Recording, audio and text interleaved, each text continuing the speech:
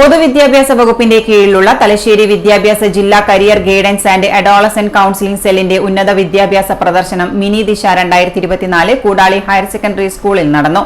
മട്ടന്നൂർ നിയോജക മണ്ഡലം MLA K Shailaja teacher ഉദ്ഘാടനം ചെയ്തു. പൊതുവിദ്യാഭ്യാസ വകുപ്പ് ഹയർ സെക്കൻഡറി വിഭാഗം career guidance and adolescent counselling cell വിദ്യാർത്ഥി കേന്ദ്രീകൃത പദ്ധതിയുടെ ഭാഗമായി മാറിക്കൊണ്ടിരിക്കുന്ന കാലഘട്ടത്തിനനുസരിച്ച് കുട്ടികളെ ഉന്നത കരിയറുകൾ സ്വീകരിക്കാൻ സജ്ജരാക്കുക എന്നതാണ് പ്രദർശനം കൊണ്ട് ലക്ഷ്യമിടുന്നത്.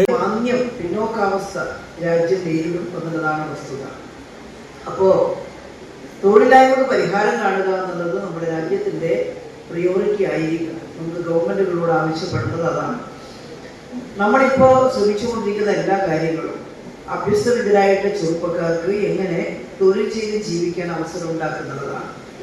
എന്നാൽ ഓരോ വ്യക്തിയുടെയും ജീവിതം മാത്രമല്ല, നമ്മൾ ചെയ്യുന്ന ജോലിയിലൂടെ ഈ രാജ്യത്തിൻ്റെ പ്രൊഡക്ടിവിറ്റി, ഈ രാജ്യത്തിൻ്റെ വരുമാനം, രാജ്യത്തിൻ്റെ ഉത്പാദനം ഇതെങ്ങനെ വർദ്ധിപ്പിക്കാം. അങ്ങനെ വർദ്ധിപ്പിച്ചുകൊണ്ട് മാത്രമേ അടുത്ത തലമുറയുടെ പ്രശ്നങ്ങൾ നേരിടാൻ നമുക്ക് സാധിക്കുകയുള്ളൂ. നമ്മളൊരു ജനാധിപത്യ രാഷ്ട്രമാണ്. Democracy means perfect equality in opportunity എന്നാണ്. ജനാധിപത്യം പൂർണ്ണമായ അവസര സമത്വമാണ്. നമ്മളൊരു സെക്കുലർ രാഷ്ട്രമാണ്. സെക്കുലർ മീൻസ് നമ്മൾ ഒരു മതത്തിനും പ്രത്യേകത കൽപ്പിക്കുന്നില്ല. എല്ലാ മതത്തിനും ആരാധന നടത്താനുള്ള സ്വാതന്ത്ര്യം കൊടുക്കുന്നു. എന്നാൽ നാനാജാതി മതസ്ഥരായിട്ടുള്ള പൗരന്മാർ ഇന്ത്യയിൽ തുല്യരാണ്.